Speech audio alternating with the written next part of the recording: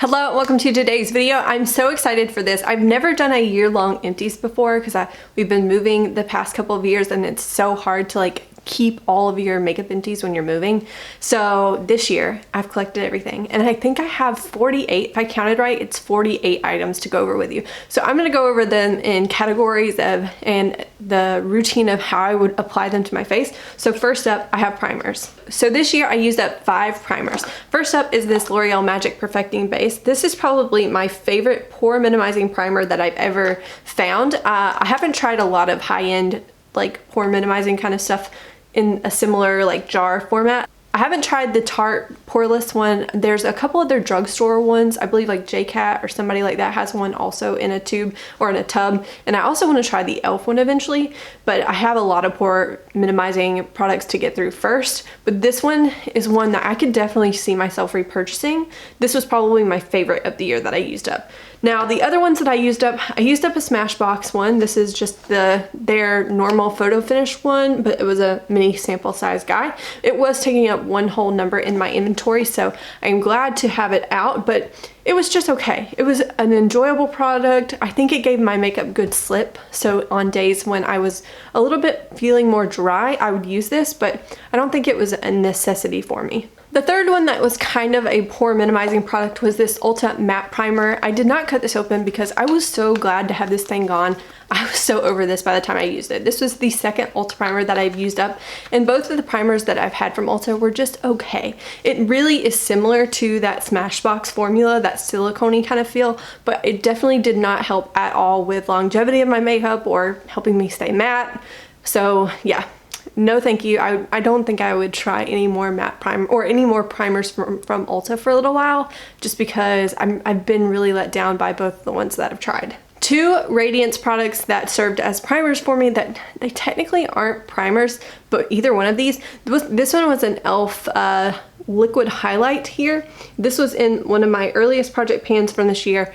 I was considering decluttering this item and I put it into the Roulette Pan collab, the first one I think I joined, and I was surprised to have finished it off during that project, and I actually quite enjoyed it, but now that I am trying other, I have some other liquid highlights, I think I just enjoy liquid illuminators in general. I don't think this one was necessarily fantastic, but I do enjoy it. I did enjoy using it up, but I wouldn't repurchase it. And then the other one was this Touch and Glow Radiance Cream Moisturizer. It's really a lotion, but it feels really good. So again, on days when I'm feeling a little bit more dry and I want to make sure that I'm still looking kind of radiant, this was really a nice one to reach for. I find these at TJ Maxx and they're literally about $4 or $5. So this is what the tube looks like. You get 1.69 fluid ounces, so it's more than your standard 1 fluid ounce of product, and I enjoy it. I have a backup. I will eventually use that, hopefully this year. And yeah, it's just a nice lotion that gives you a little bit of a glow,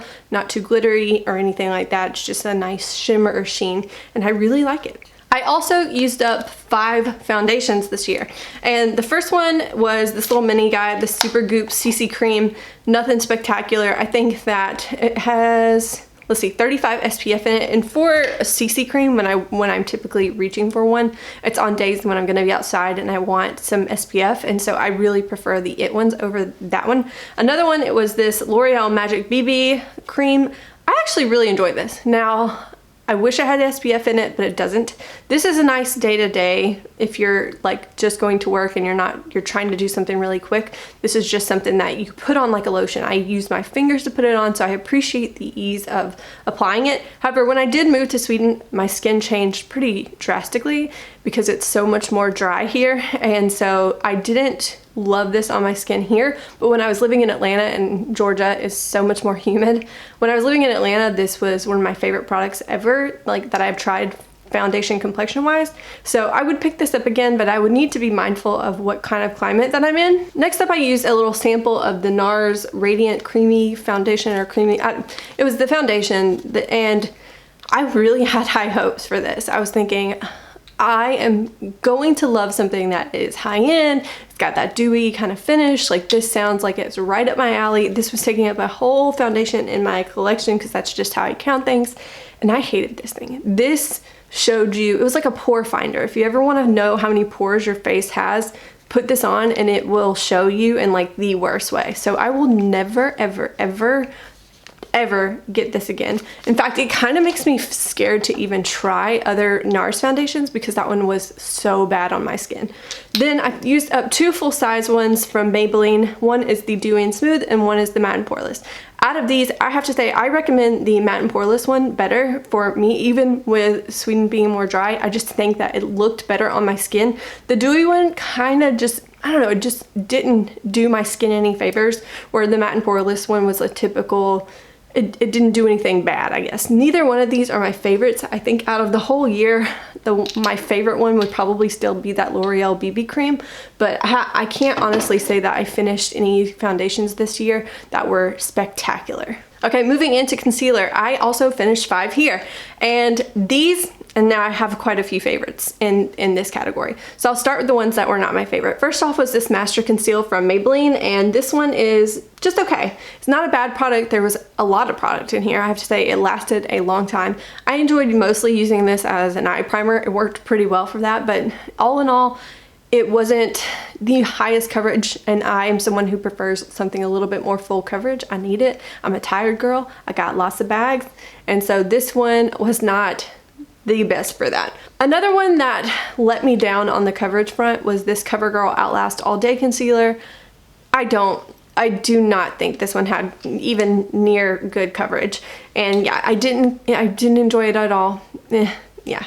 Now these last 3, I'm in love with. So this one here is a Neutrogena Hydra Boost Concealer, and it's the little like stick format, and hopefully you can see that I like this one so much that I dug it out.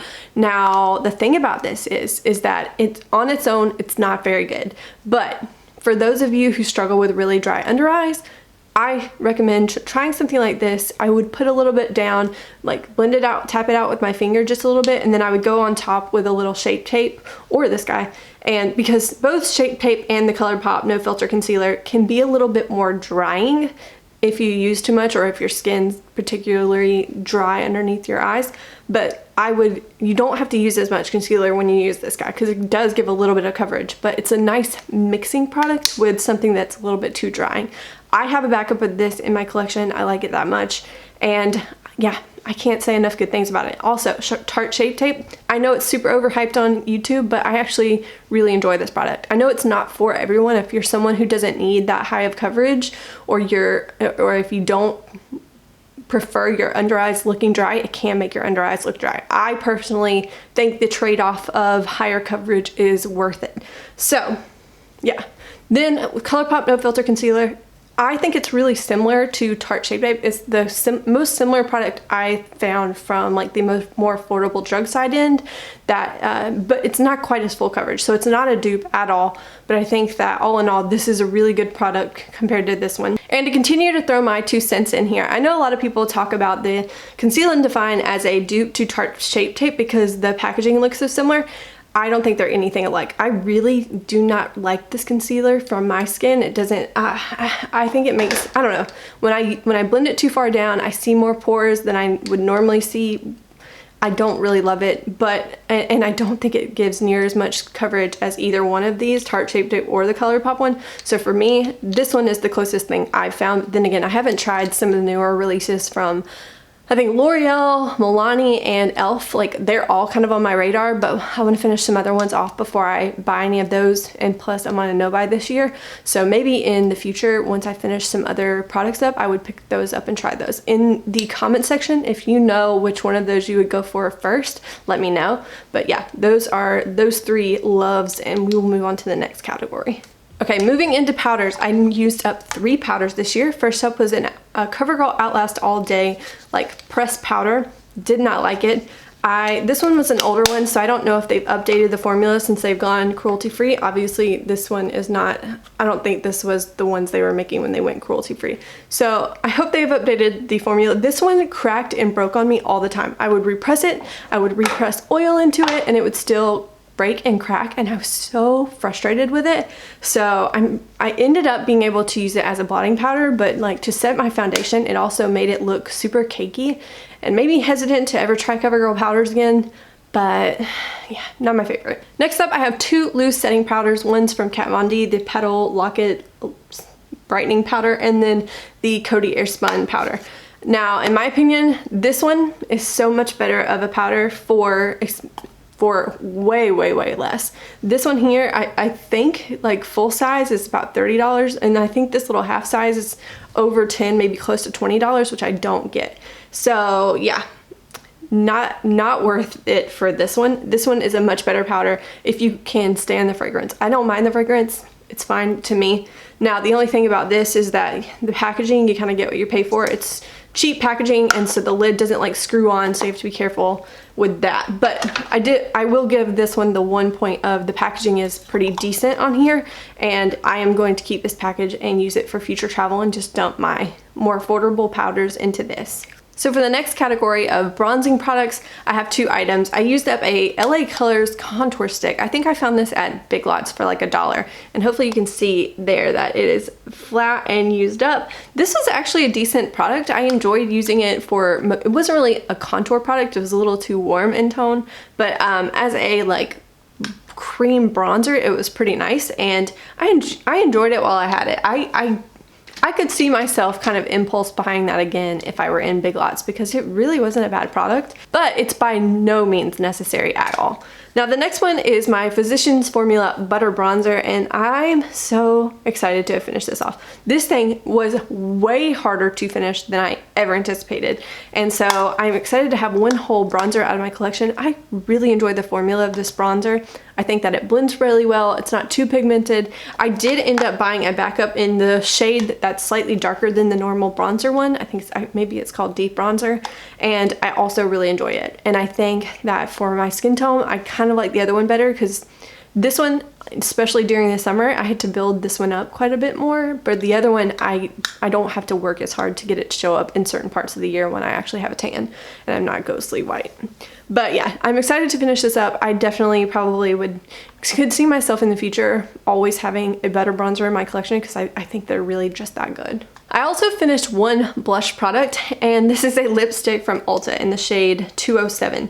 It was a peachy shade, but it had a sheen to it. It's kind of like a metallic lipstick, which, as you can imagine, didn't really look great on my lips, but as a cheek product was really nice. So I am counting that in like the blush category. It's the only blush that I technically ever finished up, but I really enjoyed it, and I do enjoy using lipstick. So if you're someone who has a lipstick color that's not working for you, try it as a blush. Just see if it works for you, because I have this one, and then I have one that I think I sent home, but I could definitely see myself using it in the future as a like cream blush. Okay, next up I have eyeshadows, and I used up 3 glitter and glows from Stila this year in the shade Kitten, Rose Gold Retro, and Smoldering Satin. I actually don't think I could pick a like favorite shade out of these, because at first when I used up Smoldering Satin first, I was like, ooh, this is my favorite.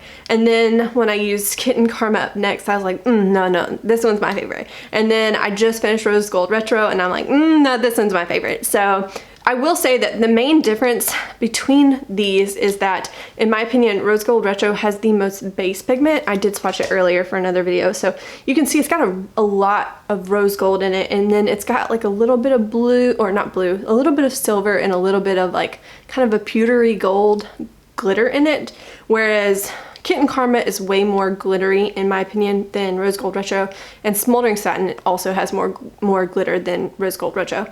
Now, I really enjoy these glitters.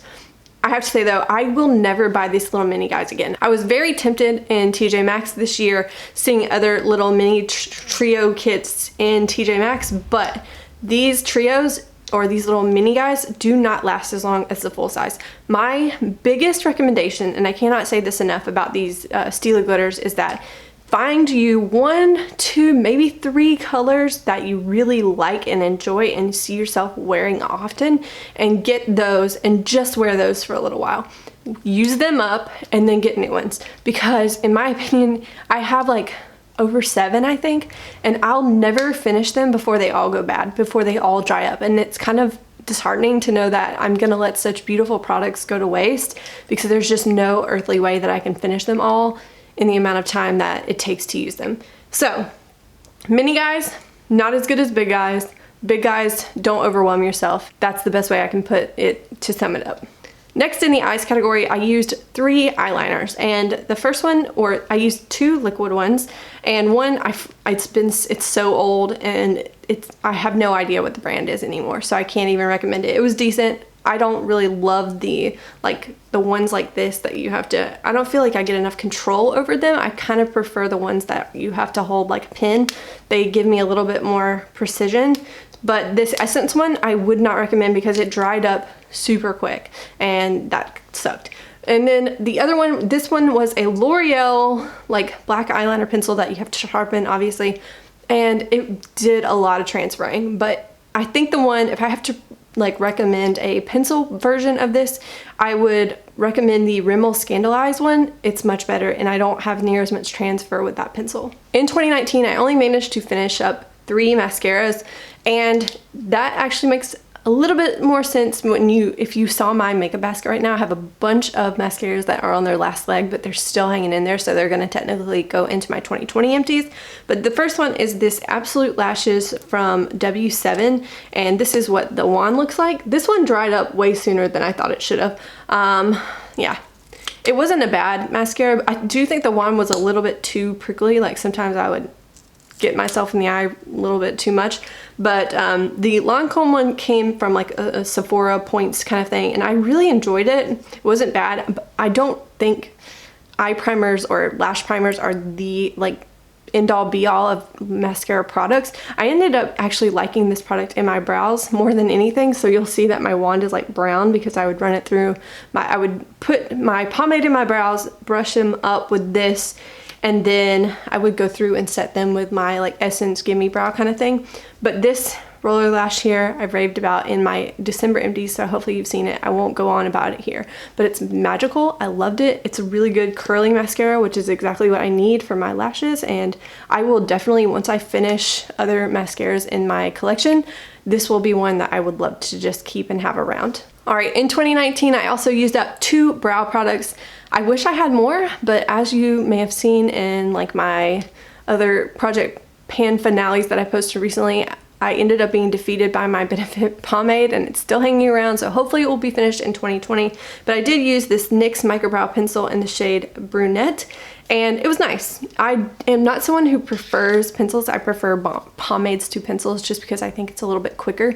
The tails of my brows kind of disappear, so it's harder, it's a lot more work for me to pencil them in, versus right here is where I have the most brow hairs. So pencils make sense if you need to feather in the front of your brows, but yeah, pomades are just much easier for me to like carve the edge out.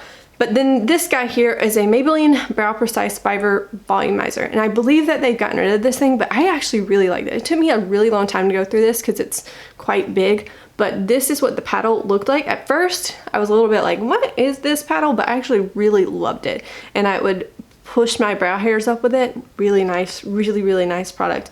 I am going to I have a lot of brow products that I want to finish up first, but in the future I would actually look for an applicator similar to that again, just because I thought it was really cool, and I actually really enjoyed that kind of applicator. Moving into lashes, I finished up at least 7. I may have lost a pair here and there as I may have thrown them away and forgot to put them in the empties bag. But so here we go. I have some Ardell lashes. I have a couple different Havana lashes from Lily Lashes, and while I didn't prefer, like, this isn't my favorite style that Lily Lashes has put out that I've tried, I do have to say, like, these lashes last me a good bit longer than like my Ardell ones do.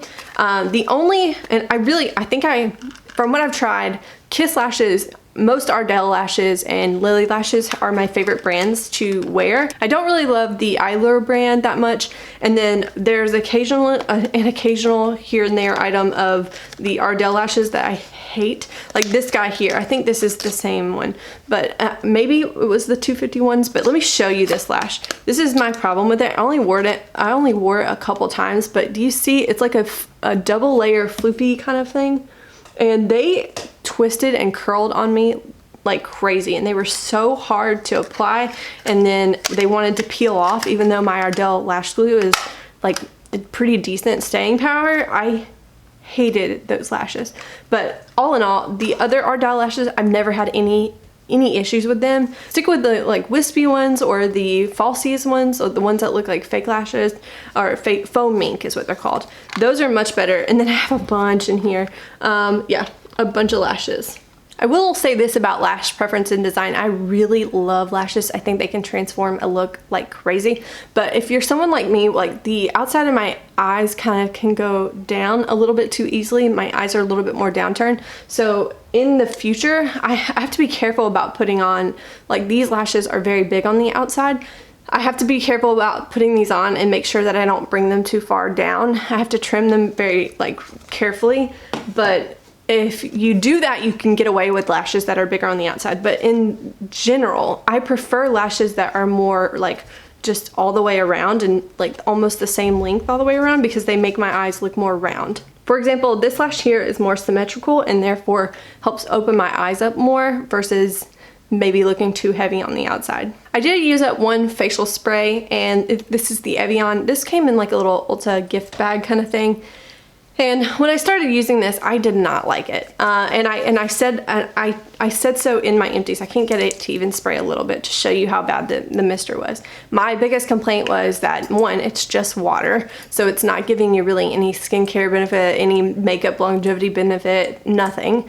But also it was very aggressive. And one of my subscribers, one of my friends in the comments, she told me that she really likes this product like for traveling like on vacation, and when you're like hot and you're tired of walking around in the sun, that this kind of thing is really nice to just cool you off. And I was like, oh, that makes a ton of sense. So I did want to give it a shout out and say that there may be a place for you if you're someone who's on the go quite a bit and you want that kind of relaxation, like mist to kind of cool you off. This would be that, but I don't think it's a skincare essential or a makeup routine essential. Okay, and last up I have 13 lip products that I finished off this year. Can you believe that? I'm shocked. I didn't count them until like just now.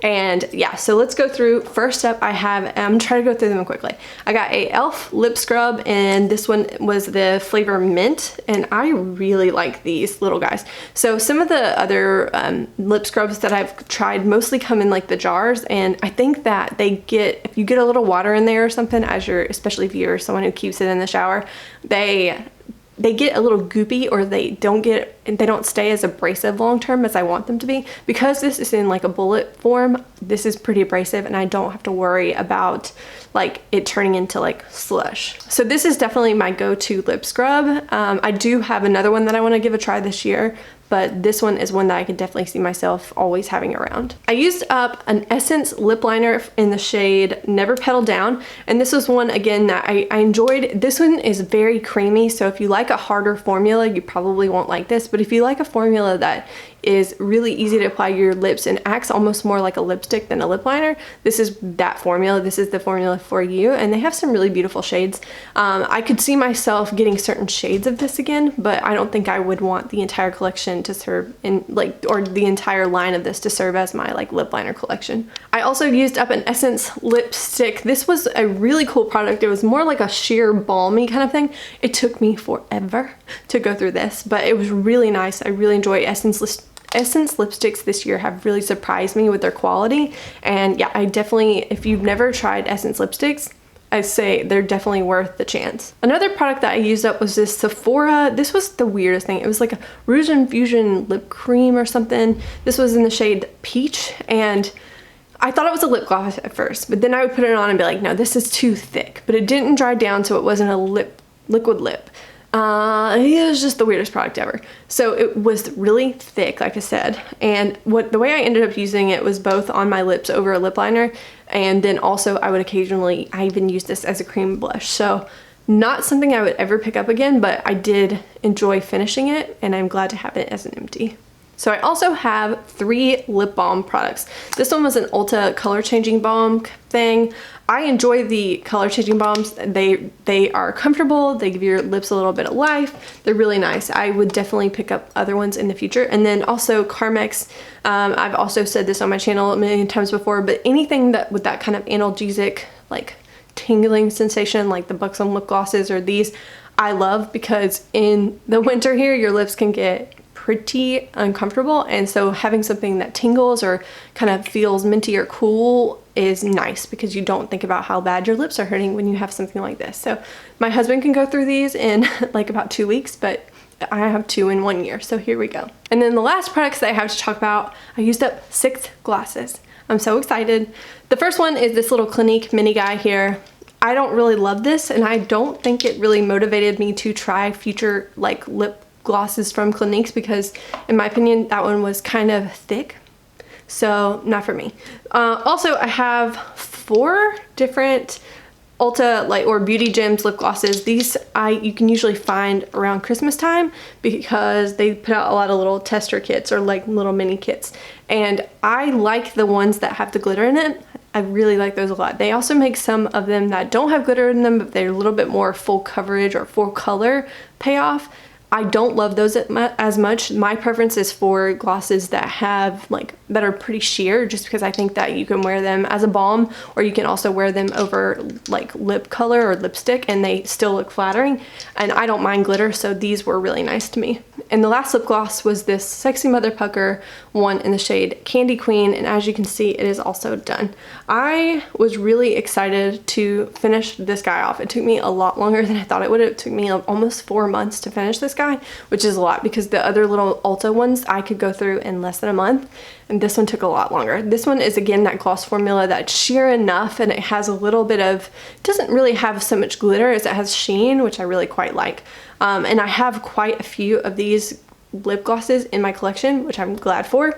Also, this one does tingle or kind of give you that plumping sensation. It doesn't actually make your lips swell or anything, so it's a really nice lip product. Okay, and to finally go over the numbers, so like I said, 48 items. You can see that a lot of those were like drugstore or more affordable kind of leaning, so my total isn't as high as I would like it to be, but at the same time I'm really happy that I ended up using 48 products this year. So my total of just makeup used up in 2019 was $436.90, which I think is pretty good. Maybe this year in 2020 I will set a goal to like beat that, maybe reach 500, but that is all that I have for today. Let me know in the comments what you think. Make sure you say hello, and I will see you in the next one.